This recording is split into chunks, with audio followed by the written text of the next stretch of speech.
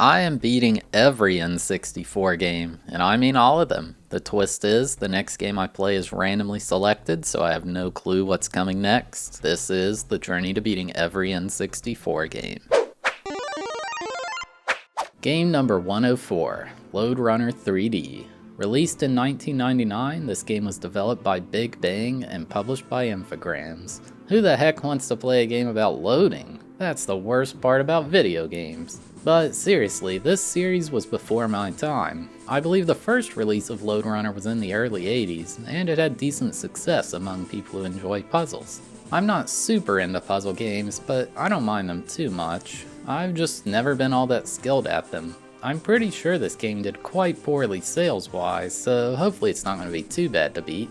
Let's get into it. I waited at the title screen and it revealed the game's storyline. The Emperor Monk has stolen all of our gold, so we need to retrieve it and stop him. We only know the location of one of his bases, so we'll start our journey there. We can use the data console to learn about the base's environment, and there are red-robed monks guarding the place. We have to recover all gold from a world to put them in the ship's storage capsules to proceed. We're armed with a laser blast gun, and we need to make use of the environment to succeed.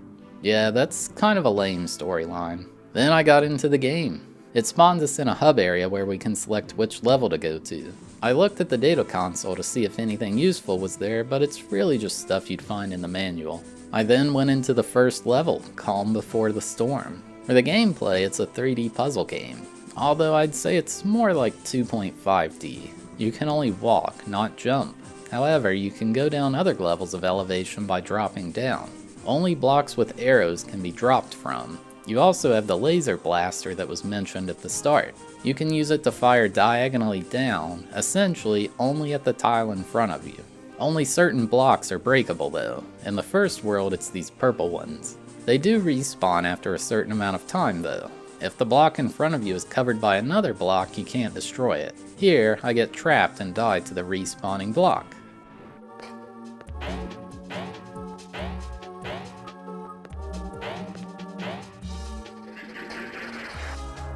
What the heck just happened? Once I'd retrieved all the gold in the level, I was able to exit. Another mechanic of the laser blaster is you recoil backward one tile when you shoot it. This can lead to some interesting puzzle interactions where you have to shoot blocks in a certain order. If there's a wall or a ledge without an arrow behind you, you won't recoil. The third puzzle brought in a couple new things. The first was bombs. You can find these laying around on certain levels, and picking them up allows you to set one down to blow up a breakable block without the laser blaster. It'll blow up any blocks directly next to it. Naturally, if you stand next to a bomb when it goes off, you die. The second new thing was a diamond. These are on certain levels and are completely optional. Usually they're much more complex to find than the gold. If you do collect one though, you get warped to a bonus level. These will never have any gold in them, just extra lives. More on that later. The next puzzle introduced another core mechanic, monks. These guys are both cool and unbelievably frustrating. They will sometimes stand in place and sometimes patrol a set path. If you get close enough to them, they'll turn their attention towards you. If they touch you, you die. The main way to deal with them is destroy a block they are currently standing on. They will become suspended inside where the block was and drop the gold they were holding. You can walk over the fake block during this. If the block respawns, they die. Monks also respawn after a set amount of time though. The puzzles were still really easy by this point. They're mostly introducing how the game works. The next one brought in these moving platforms that can bring you to a disconnected area. Since you can't jump at all, it's natural for something like this to exist. For the most part, the entire first world is showing different uses and interactions of common objects. Here, there's a monk below me with seemingly no way to pass, so I just dropped a bomb on his head and blew him up. The game has a few styles of puzzles too. Most of them are like a confusing layout where you have to do certain steps in a certain order to escape. There are others that I'd call like speed challenges. Here, I can't shoot this block without falling down. If I do this, the block will surely respawn by the time I make it back. So if I lay a bomb then jump down myself, I have enough time to jump down the gap before it spawns. There's all kinds of instances similar to this throughout the game. I'm not going to show every single puzzle because there's just so many, and it might spoil the game for someone who wants to try this. A few levels down the line, the enemy began upgrading. There were now monks with freaking jetpacks. Where and how did they get those? These guys are even more annoying because you can't do that trick with destroying a block to make them fall. They'll just fly over the gap. The only thing you can do is hit them with a bomb, which is incredibly niche, or just run away and avoid them. This level was another style where it's quite simple to collect all the gold and escape. The only issue is the monks. I wouldn't really even call it a puzzle, more just an avoidance level or something like that. Another thing I encountered is falling gold. It's the same as the other gold, except it's affected by gravity. The other gold must have magical properties or something. They never explain it. It's not so important in this level, but in others, the fact that the gold will fall is relevant to solving the puzzle. In one of the final levels of this world, I learned a new property about bombs. They can cause chain reactions. So if a bomb blows up next to an inactive bomb, it'll become active. There's already a lot of rules to these puzzles, and there's certainly more to come. Picking up a bomb will make it not respawn until you've laid it yourself. The final puzzle of this first world was crazy. It took me over an hour to solve, partly due to just how long it is. Some of these puzzles just take up so much space, and you don't exactly move fast. But it was also complex, and it's mentally draining. After I did beat that one though, World 1 was complete. Real quick, I'll talk about the graphics and music of the game. The game runs at a smooth frame rate most of the time, although it's a bit on the low side. The graphics are pretty decent, and it doesn't seem they became terrible from being in 3D too much. The monks definitely give off a scary feel. They're much better than something like Charlie Blast territory. The music is alright. The main issue I had is it loops quite often, and it drove me nuts while trying to solve some of the more difficult puzzles. Although I'd imagine no matter what music was playing, it would have driven me nuts. Now it was on to World 2, which I guess I'll call the Lava World. All the same rules of the previous puzzles apply here as well. The breakable blocks are these rocky looking ones now instead of the purple ones in World 1. In the second puzzle there was a new mechanic, essentially this moving drill. It will destroy all breakable tiles it comes in contact with, as well as following a forward path until it hits a wall. It'll also drop off blocks that have arrows. It might seem super chaotic, but they create some interesting puzzles utilizing it later. I was really starting to get a feel for the game by this point too, abusing the various mechanics of everything allowed, you know? So here, if I lay a bomb and run away, it'll blow up the ground tile, giving me access to the exit. What I can do is abuse the fact that blocks all have the same respawn timer by laying the bomb, then immediately shooting the ground tile before the bomb blows up. This gives me enough time to sneak by before the other block actually blows up. In the next puzzle, they introduced what I'll call lava spouts. These launch lava upwards, heating the tile they touch and slowly heating tiles along the same path. If you're on one of the heated tiles, you die, you burn to death. A breakable block will stop the chain of heating though. Usually the spouts will be linked to another lava spout where you can activate the other one to turn the previous off. Not always though. The heating from the lava spout will also auto-activate bombs on the ground. Let's see, there was this puzzle where I dropped down like 6 billion feet while a drill destroyed the most massive stack of blocks. It wasn't really a puzzle, I guess they just wanted to show off how tall they could make a level. With the base mechanics all understood and the new ones being trickled in, the game was starting to get more complex. Some of those puzzles were absolutely massive. It can definitely be overwhelming when you first run into it, but there's always a solution, so usually the best strategy is just start messing around and see what happens. The final level of World 2 was this obnoxious one where the heat from the lava spout just kept blowing bombs up constantly. It made the screen so blurry and it lagged really bad. I hated this level. The hardware just cannot handle it. And with that, it was now on to World 3, which I'll call the Ice World. The breakable blocks in this one are these ice tiles. There was a wild new mechanic introduced here with what I'll call chain snow blocks. When you shoot one of them, they chain to blocks adjacent until it reaches the end of the snow block chain. It has some similarities to the drill from World 2, but it's quite different. One way these can be used is doing something with the snow chain as it's respawning. So here I destroy the chain and I'm able to walk on top of it safely by going when only the bottom layer is respawned. In the next level they introduced teleporters. These just warp you to a linked teleporter from the one you were previously at. It achieves the same goal as the moving platform, but it's much faster. Definitely the wildest thing from this world is the snowblock generator. This thing will move along a set path until it hits a dead end, and it can make turns. Any empty tiles below and in front of it will be turned into a snowblock. Oh, and it also runs over monks to kill them, which is just awesome. These things just add even more complexity. Here, I can't reach the last piece of gold because it's blocked by a gap. So I ran ahead to blow up the block, preventing it from reaching that gap with a bomb. Then the generator falls down to finish the path for me. You can see how it gets crazy with them being able to move between different levels of elevation. There was like this wild spiral tower level where the chain snowblocks covered it in 2 separate layers.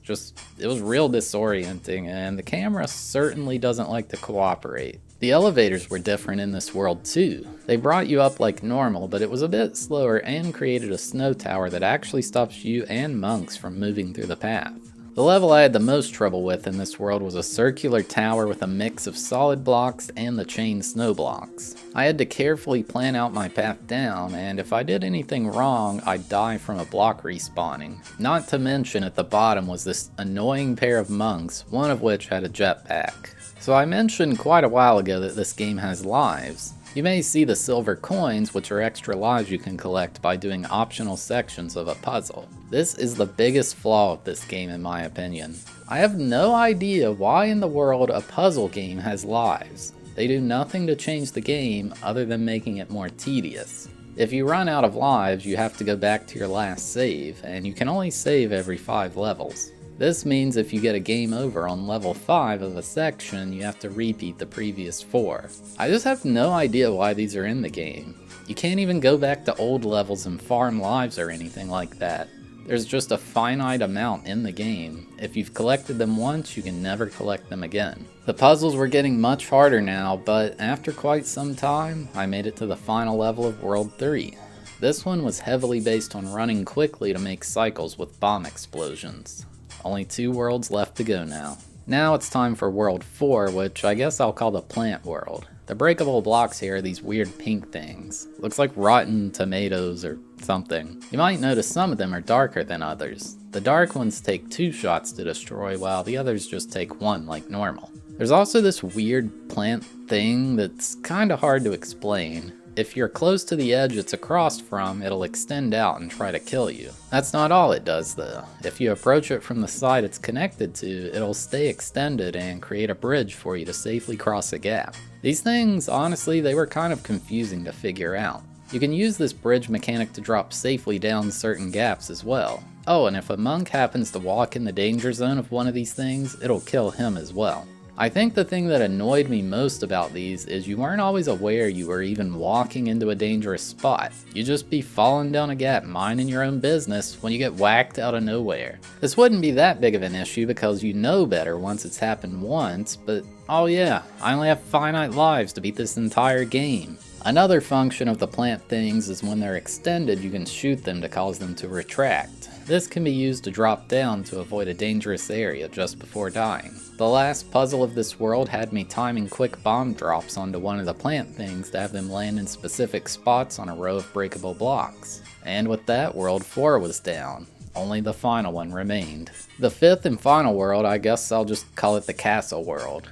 I don't know, I think it's supposed to be the head monk's castle or something like that. The breakable blocks here are just wooden boxes. We've seen so many things used in the different levels, and they weren't done adding new ones just yet. Now there's a pressure plate that activates a rolling boulder. It rolls along the ground in a set path, destroying any boxes and monks it runs into along the way. If the boulder rolls off a ledge with an arrow, it'll fall and crush any breakable blocks it lands on. Oh, and if a boulder rolls along a pressure plate, it'll cause a new boulder to fall. It can create a feedback loop. There were so many puzzles I got annoyed by in this world. One I remember strongly wasn't really a puzzle at all. It was easy to get all the gold and reach the exit. The issue was the 6 trillion monks running around the area. Felt like I was playing Pac-Man trying to manipulate the ghosts, you know, when you're like being attacked from both sides and you're helpless in the corner. Then there was a puzzle that took over an hour to solve. It's not too relevant what was in the puzzle, more so that it had a save after it. When I did save my game, I was greeted with a lovely game crash. This meant I had to do the previous 5 levels all over again. Great. Okay. Oh. No freeze. This time I decided not to save and went to replay an older level to save there. And when I did, it froze just like before. I was in quite an awful scenario. No matter what I tried, the game kept freezing when I went to save. Now, if you're not aware, I play these games on an EverDrive. Essentially, it's a flash cart that lets me play games from an SD card on real hardware. The games behave just like an original cart does, for the most part. There are very few incompatibilities, and it seems like this game is one of them. It just stops letting you save after the second set of levels in World 5. I saw a few options here. Get an original cart and replay the entire game, or I could use an emulator and use save states to save my game instead of the built-in save system, while still having to replay the entire game again. Both of these options suck. I mean, it had been 15 hours of gameplay by this point. I didn't want to do it again. There was also the idea of beating the rest of the game without ever saving, but trust me, I die so many times on these levels that just wasn't happening. Thankfully, there ended up being a fourth option. That's right, we're gonna cheat. Yeah, I know, I'm straight up using a cheat code. I didn't really see it as giving me an advantage though, more overcoming this technical issue. Lucky for me, the devs put in a level select cheat. Now I could safely play the game without saving again and just go back to the level I was on if I got a game over. I felt this was the best way forward. I mean, obviously I wish this thing never happened, but well, it did. With that issue solved, I kept pushing onward. There was this new thing that launched like a lava rock upward, heating the ground above. This sent rapid heat along the path that goes until it reaches a dead end. I had to time my shots to break the blocks and prevent it from burning me up. By far, the worst part of this world though is the final set of levels. Here, the Emperor Monk himself is in the level with us. He has pathing similar to a normal monk, but he moves way faster, and also sends out pulses of electricity that burn you to a crisp. The levels that he was in were just straight up not fun. Like, it's so tedious trying to avoid him when he moves 3 times your speed. I still learned yet another new thing in these levels too. When monks are respawning, they kind of phase upward from the ground. Well, if you stand on the tile they're coming up from, they won't respawn. There was a puzzle that required me to stall 2 separate monks while I waited on some bombs to blow up.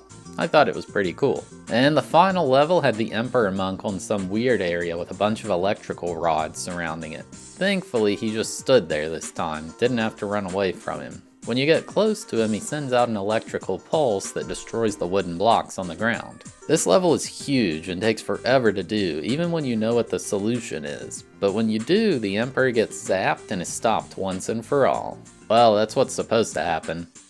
My game froze and it didn't show it. Even many clips I found of this level online say they had to splice in the ending scene or just didn't show it at all. I don't know man, this game's kinda janky, but I'm sure the original cart works fine. Thankfully again, the devs put a cheat to view the credits so we can get some semblance of this game being finished. Look, it's as good as it's gonna get, alright? Plus I beat all the puzzles anyway, so I'm calling it.